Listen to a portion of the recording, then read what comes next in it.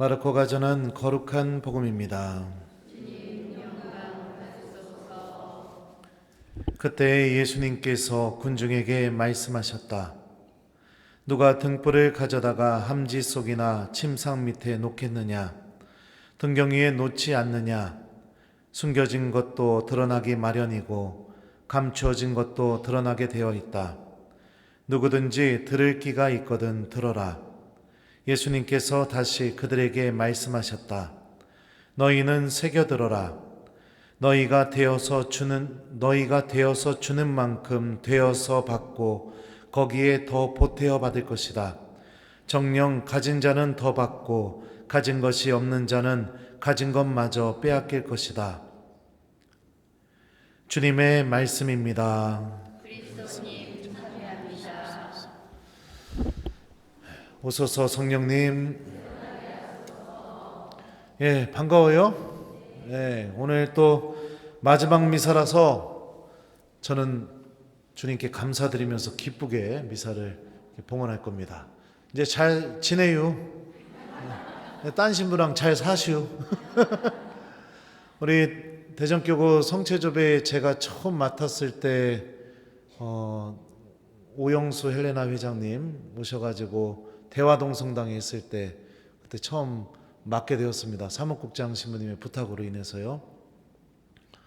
처음으로 원래 미사를 가려고 했는데 어떤 일이 벌어졌느냐? 코로나가 터졌어요. 그래가지고 미사가 중단돼서 미사를 못 하다가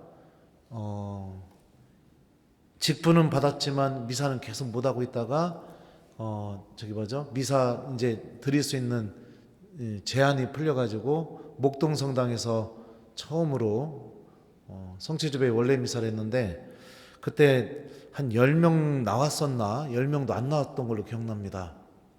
그래서 이 작은 인원으로 이제 시작을 했어요, 성체조배. 그런데 지금은 원래 미사에 한 100명 정도 나오고 있어요. 하느님께서 얼마나 놀라운 은총을 우리에게 보여주셨는지. 그리고 또 참 신기한 게 뭐냐면 우리들의 눈으로 볼 때는 이게 불가능해 보이고 의미 없어 보이고 아무짝에 쓸모없어 보일지 모르겠지만 하느님께서는 그 불가능해 보이는 방법을 통해서도 놀라운 열매들을 맺어내신다는 것을 이 성체조배 지도 신부를 하면서 아주 깊이 깨닫게 되었습니다. 우리 성체 앞에 머무는 사람들이죠. 처음에 성체조배 맞고 나서 코로나에 인원도 없고 그래서 어떻게 해야 되나 그러면서 이렇게 하느님께 기도하고 도움을 청했던 기억이 생생합니다. 근데 어느 순간부터 갑자기 성체조배하는 교우들이 모여들기 시작하더니 지금 이렇게 우리 대전교구 인준단체 중에 원래 미사 나오는 숫자는 우리 성체조배가 1등이 아닐까 저는 그 생각이 들어요. 하느님의 힘은 이렇게 드러나게 되어 있습니다. 막으려고 해도 막을 수 없고 감춰두려고 해도 감춰둘 수 없고 이게 하느님의 힘의 특징이에요. 여러분들 안에도 하느님의 힘이 담겨 있습니다. 어떤 힘이 담겨 있을까요?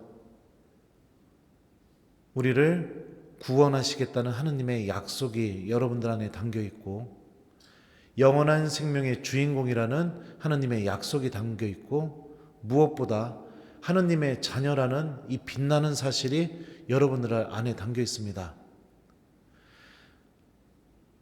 이것은 여러분들이 인정하던 인정하지 않던 여러분들을 통해서 드러나게 될 겁니다. 그리고 우리가 성체 앞에 머물고 기도하게 될 때마다 더욱더 이 빛은 강하게 드러나게 돼 있겠죠. 예수님께서 복음에서 이렇게 말씀하셨어요. 누가 등불을 가져다가 함지 속이나 침상 밑에 놓겠느냐? 등경 위에 놓지 않느냐? 숨겨진 것은 드러나기 마련이고 감추어진 것도 드러나게 되어 있다. 우리가 성체조배를 한다는 것은 하나님으로부터 받은 이 놀라운 은총의 사실, 내가 구원을 약속받은 사람, 영원한 생명을 약속받은 사람, 하나님의 자녀, 이 사실, 이 놀라운 사실을 어디 위에 얹어놓는 거랑 똑같느냐? 등경 위에 놓는 거랑 똑같습니다. 성체 앞에 앉고 주님의 말씀을 묵상하고 기도하면 할수록 이 하느님의 빛은 더욱더 커져가게 될 겁니다. 근데 성체 앞에 앉는 시간이 사라지고 기도하는 삶이 사라지기 시작하게 되면 주님께서 나에게 주셨던 이 놀라운 사실, 구원을 약속받은 사람, 영원한 생명의 주인공 하느님의 자녀라는 이 사실을 어디에 놓는 거랑 똑같느냐? 함지 속이나 침상 밑에 놓는 거랑 똑같습니다. 그래서 그 빛이 내면 안에서부터 점점 꺼져갑니다. 그리고 나중에는 내가 구원을 약속받았다는 것도, 영원한 생명의 주인공이라는 것도, 하느님의 자녀라는 사실도 다 잊어버리면서 살아가게 됩니다. 사랑하는 우리 성체주배 회원 여러분들이 갖고 있는 이 놀라운 빛을 잃어버리지 않길 바랍니다. 어디에 있던, 또 어떤 신부님이 지도를 해주시던 여러분들이 갖고 있는 하느님께서 주신 이 빛을 등경 위에 올려놓고 그 빛이 여러분들 본당 교우들에게, 특히 믿음을 잃어가는 이들에게 활활 타올라서 그들도 여러분들 내면 안에서 나오는 그 빛을 보고 예수님께로 돌아올 수 있게 해주는 하나님의 도구가 되었으면 좋겠습니다. 정녕 가진 것은 가진 자는 더 받고 가진 것이 없는 자는 가진 것마저 빼앗길 것이다. 주님께서 이렇게 말씀하시죠. 우리가 소유하고 있는 것이 무엇입니까? 우리가 진정으로 소유하고 있는 것들이요, 바로 하느님이죠. 하느님을 소유한 자는 하느님의 은총을 더 많이 받고 주님께서 주시는 그 구원으로 더욱더 기쁘게 걸어갑니다. 근데 하느님을 소유하지 않으려고 하면 하느님께 받았던 은총조차 내가 다 빼앗겨버리게 되고 나중에는 내 내면 안에 어둠밖에 남아있는 것이 없게 되겠죠. 우리가 어디를 향해서 걸어가는 사람인지, 우리의 목적지가 어딘지를 잃어버리지 않았으면 좋겠어요. 제가 오늘 우리 꼬맹이들 앉아있죠? 니네 어디서 왔니? 천안? 원성동? 본당 신부님 누구요? 아이고 이뻐라. 이 꼬맹이들 저희 본당 복사단 아이들인데 어제 오늘 해서 1박 2일 복사단 캠프를 했어요. 근데 어제 자기 전에 우리 성소분과장님이 저한테 아이들에게 신부님 성소 이야기 좀 해주세요 그러더라고요. 그래서 아이들을 앉혀놓고선 성소 이야기를 해줬죠. 그래서 중학생 때부터 여자 사귀었던 이야기부터 해서 서품 받기 전까지 얼마나 유혹이 컸는지 그 얘기를 이 꼬맹이들에게 막 해줬습니다. 그러니까 이 녀석들이 귀를 쫑긋 세우고 듣는 거예요. 연애 이야기를 그렇게 좋아할 줄은 꿈에도 몰랐습니다. 네, 그래서요 신부님 만났어요? 근데 제가 어제 아이들한테 얘기해 주면서 그랬습니다. 너희들이 나중에 아빠가 되던 엄마가 되던 신부님이 되던 수녀님이 되던 내가 어디를 향해서 걸어가는 사람인지 이 목적지를 절대로 잃어버려서는 안 된다. 그러면 된다. 목적지를 잃어버리지 않고 걸어가면 하느님이 도와줄 거다. 가장 빛나는 사람이 어떤 사람인지 아냐? 실패를 제일 많이 해본 사람이 가장 빛나는 사람이다. 실패했을 때 좌절하지 말고 하느님이 나를 도와준다고 굳게 믿고 내 목적지가 어딘지를 기억하고 기도하면서 걸어가면 된다. 이게 성소다. 제가 어제 아이들한테 그런 얘기를 해줬어요. 우리의 목적지는 하느님 나라입니다. 때로는 죄를 저지를 수도 있죠. 넘어질 수도 있고 삶이 망가질 정도로 큰 잘못을 할 수도 있습니다. 하지만 사랑하는 우리 성체주배 회원 여러분들, 내 목적지를 잃어버리지 않았으면 좋겠습니다.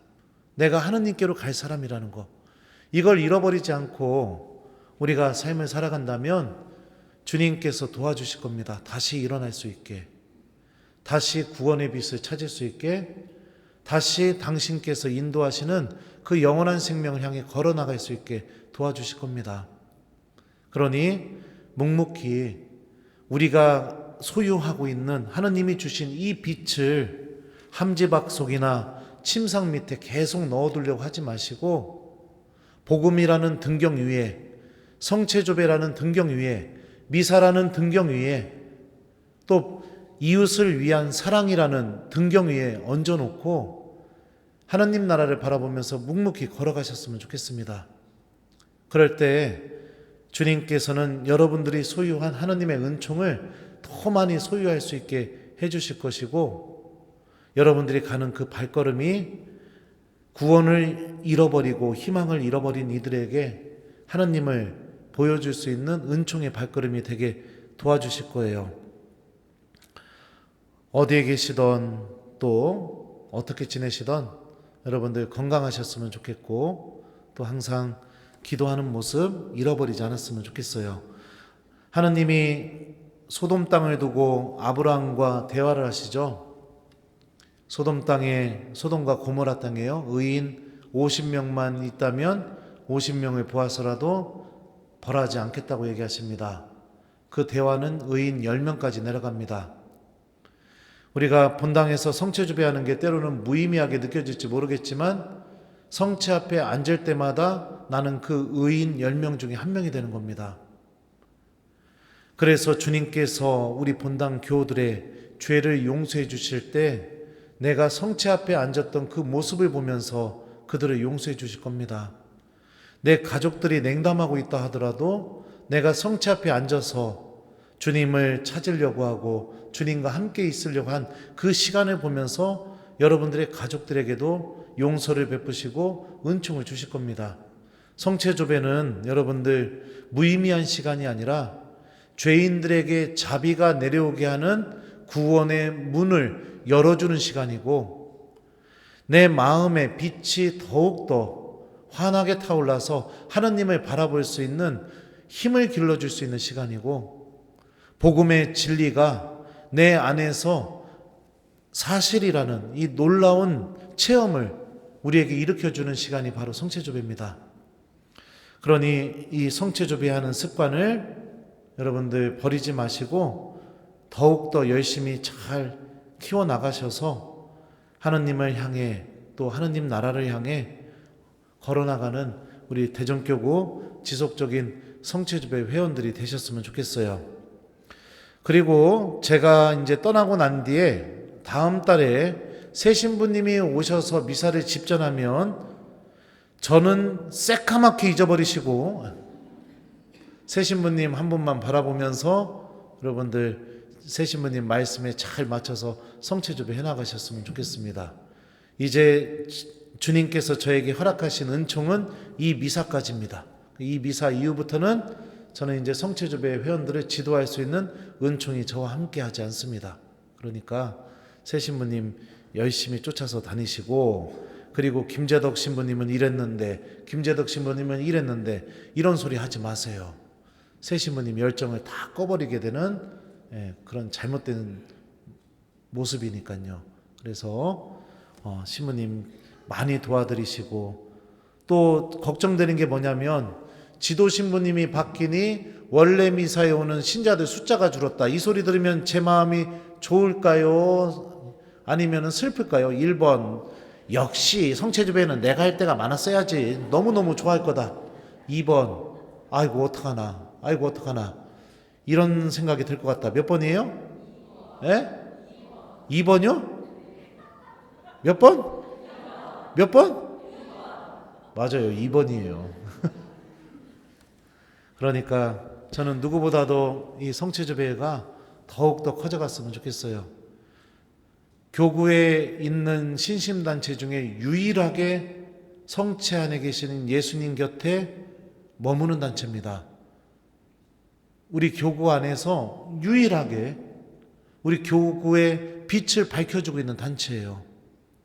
성체조배하는 신자들이 사라진다는 것은 정말로 안타까운 일이고 교구가 영적인 생명력을 잃어버리게 된다는 것과 같아요. 그러니 주변 사람들에게도 성체조배 같이 하자고 그렇게 좀 권유도 하시고, 그러면서 이 성체조배가 더 커져갔으면 좋겠습니다. 다윗은 보잘것없을 때 부르심을 받았습니다. 다윗의 부모는 사무엘이 다윗에게 자신에게 찾아왔을 때 다윗은 사무엘에게 보여줄 자격조차 없었다고 생각했어요. 근데 하느님은 사무엘을 통해 그 다윗을 이스라엘의 임금으로 기름을 부으셨고, 그리고 그에게 그의 왕자가 영원하게 될 것이라는 영원한 약속까지 다윗에게 맺어주십니다. 도대체 하느님께서는 다윗의 무엇이 그렇게 마음에 드셨기에 그런 약속을 해주셨을까요? 다윗은 참 그랬어요. 기름 부음 받고 바로 왕자에 오른 것도 아니고 사울의 시기 질투 때문에 여기저기 떠돌이 생활을 하게 됩니다. 쫓겨다니죠. 왕이 되었지만 왕의 길도 순탄하지 않았습니다. 압살롬이라는 아들이 또 쿠데타를 일으켜서 또 쫓겨나기도 합니다. 그리고 또 어떻게 해요? 밧세바에 대한 잘못된 사랑 때문에 히타이트 사람 우리아를 죽이기도 하죠. 근데 다윗은 어떤 사람이었냐면 기도하는 사람이었습니다. 그 쫓기는 시간을 통해 우리 교회의 전통은 시편의 대부분이 다윗이 시편을 썼다고 그렇게 얘기해요. 그 고통 속에서 하느님을 찾을 줄 아는 그 기도를 했고, 그게 바로 시편의 내용이고요. 자신의 죄가 드러나게 되었을 때, 나탄 예언자가 다윗의 죄를 고발하게 되었을 때 다윗은 왕의 체면 이런 거 따지지 않고 어떻게 했죠? 내가 주님께 죄를 지었소 라고 깨끗하게 인정할 줄 알았습니다. 하나님께 의지할 줄 알았었고요. 바로 그 모습이 하나님께서 보시기에 참 좋았고, 주님께서는 오늘 일독서에 나오는 내용처럼 다윗을 통해 영원한 왕자를 세워주시겠다고 약속하십니다. 진실한 모습은 하나님의 은총을 충만히 받을 수 있는 길입니다. 하나님께 의지할 줄 아는 마음은 하나님의 은총을 충만히 받게 해주는 통로와 같습니다. 여러분들이 성체조배 하시다 보면 내가 성체 앞으로 갈 자격조차 없다. 예를 들면 오늘 남편하고 싸웠는데 뭔 성체조배요? 뭐 그런 마음이 들 수도 있어요. 아닙니다. 그 모습 그대로 성체 앞에 앉으십시오. 내가 예를 들면 이 죄를 저질렀는데 어떻게 성체조배를? 아닙니다. 그 모습 그대로 성체 앞에 가십시오.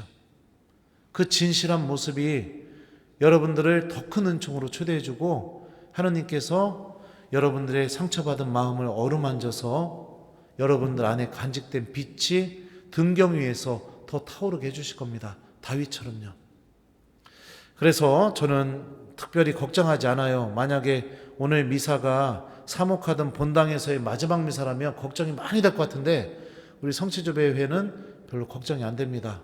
왜냐? 기도하는 신앙인이니까. 여기 앉아 계신 분들, 주님 곁에 머물 줄 아는 신앙인들이니까요.